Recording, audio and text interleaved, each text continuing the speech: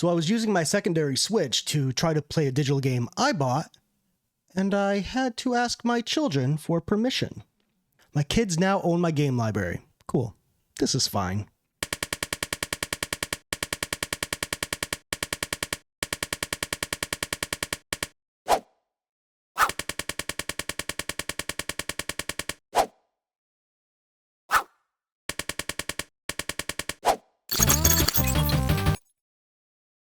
Let's talk about Switch Firmware Update 20.0 and everything Nintendo Switch 2, because technically it's functional, but it's also kind of a mess. The Switch Firmware Update 20.0 launched a few days ago, and actually at this point of recording, the Switch Update 20.0.1 has launched, which, apparently fixed an issue that was leaving some users with a bricked console.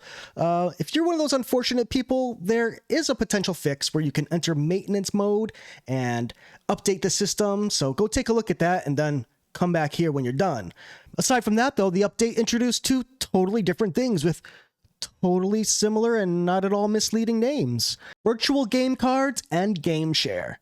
Naturally, people are confusing the two. Virtual game cards are the big shift. They turn your digital purchases into something that behaves like a virtual cartridge. That's cool. It lets you swap your digital games between two connected consoles or loan a game to someone else in your family group. Digitally, temporarily. But it comes with some caveats. You must first connect the consoles locally, like in the same room. As mentioned, this has to be with someone in your Nintendo Switch Online family group, or up to one secondary system of your own. Only one person can play the game at a time, and though Nintendo claims it will allow you to manage digital libraries more flexibly, this is subjective, as you'll see later.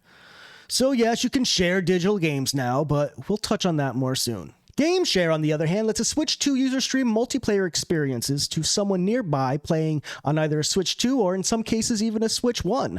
Think DS downplay, but limited and slightly more frustrating to set up. Although you can also game share online for some titles with other Switch 2 gamers via the new game chat.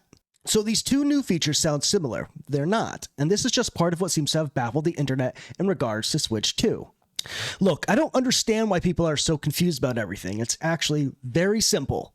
You've got your Switch 2 editions, which are upgrades of older games. They've come out with better graphics, higher frame rate, maybe HDR, maybe mouse control, or maybe just some beefed up HD rumble, maybe a coupon for a free pizza, who knows.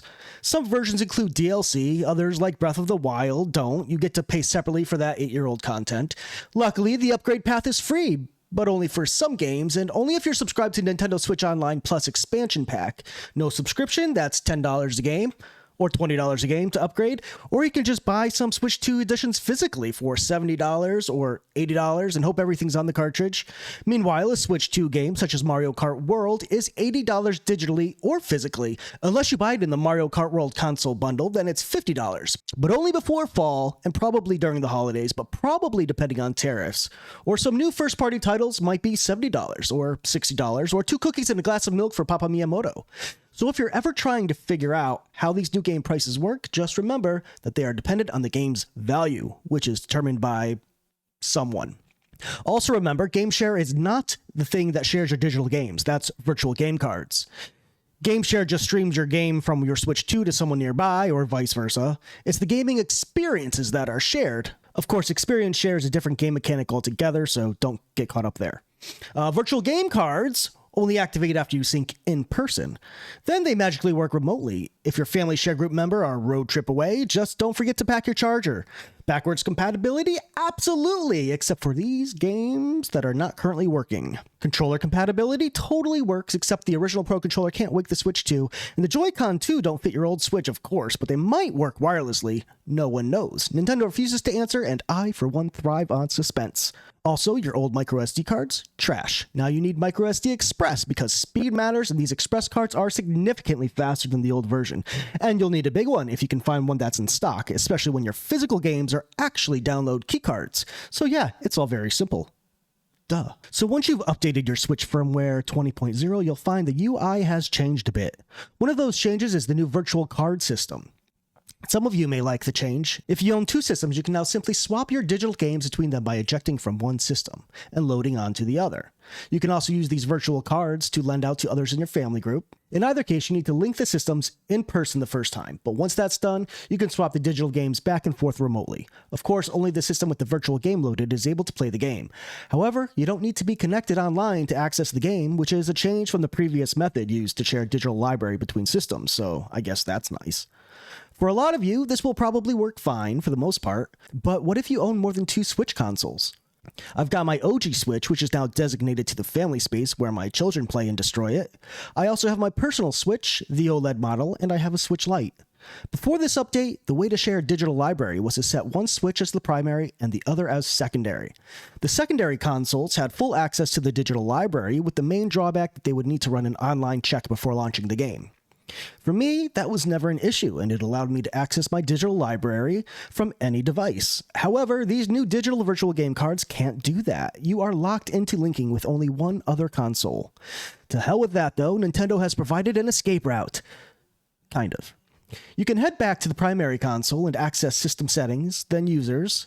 Select the user whose digital library is being shared, and select Online License Settings. Turn on Use Online License. This basically reverts to the old method of sharing digital games with a couple caveats. The virtual card UI is still the main way to manage your digital downloads. And now, most unfortunately, users are no longer able to play online at the same time together under a single digital license. That was a very nice feature that many people used to play online games with family members without having to buy two copies of the same game. Well, it's gone now, and it's probably not coming back.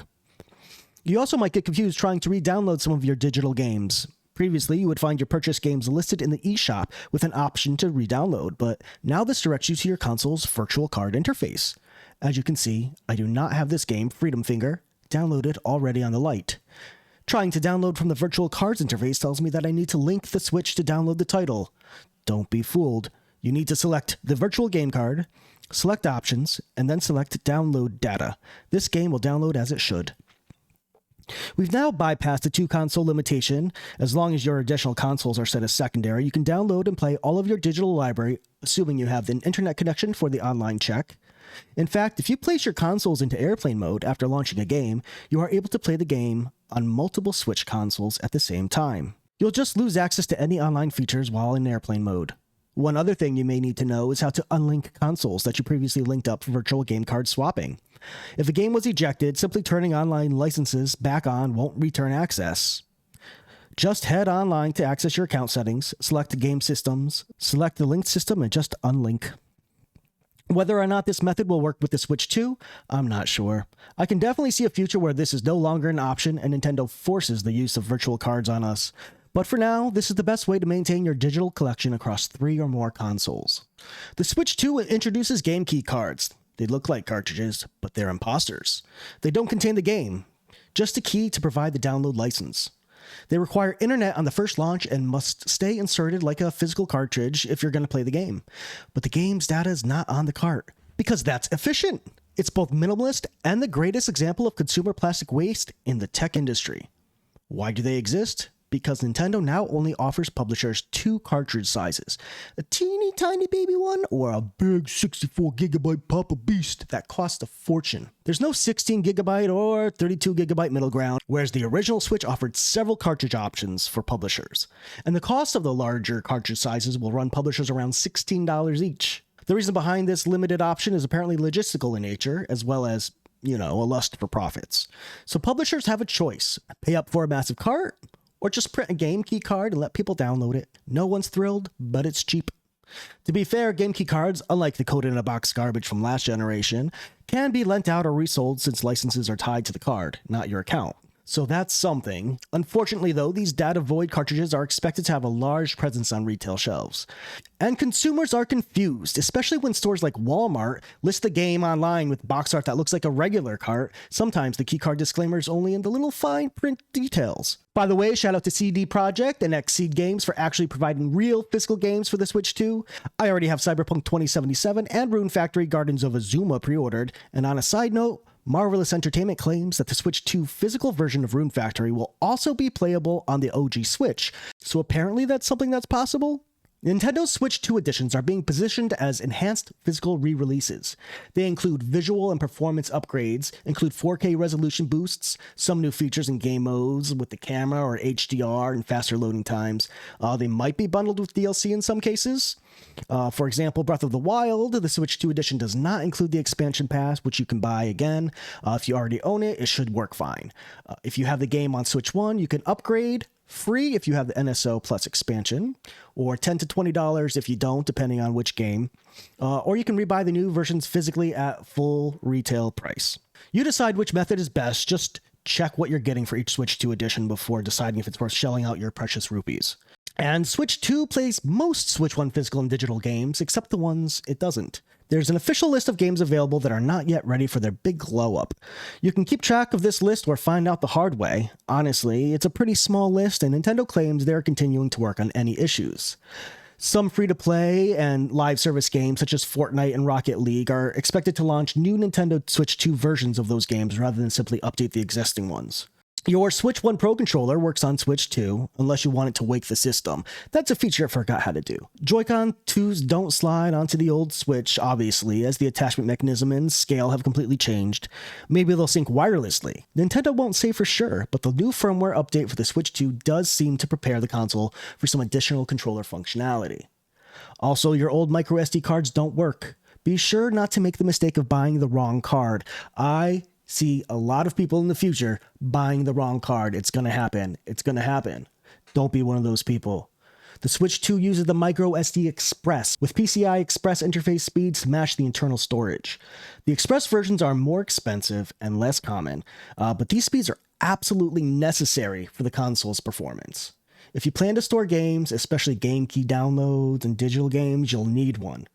And since many of these games will run in 4K, you'll likely need a larger capacity than the one sitting behind the broken kickstand of your original model. Nintendo Switch 2 is shaping up to be a strong console, technically. But between the pricing quirks, unclear sharing rules, limited physical options, and memory card demands, it's asking players to do a lot of research to avoid buying the wrong thing. Nintendo's coming in at a tough time trying to launch an iteration of the amazing Nintendo Switch in the midst of a tariff war and a disastrous economic climate in their largest market. But I'm not here to defend them. They need to get their messaging clear to provide some sort of security to consumers who grow weary of staring down fiscal uncertainty. If you're planning to buy a Switch 2, just make peace with the fact that half the games are digital in disguise. Sharing means something different now, and your kid might outrank you in the family group hierarchy. Again, duh.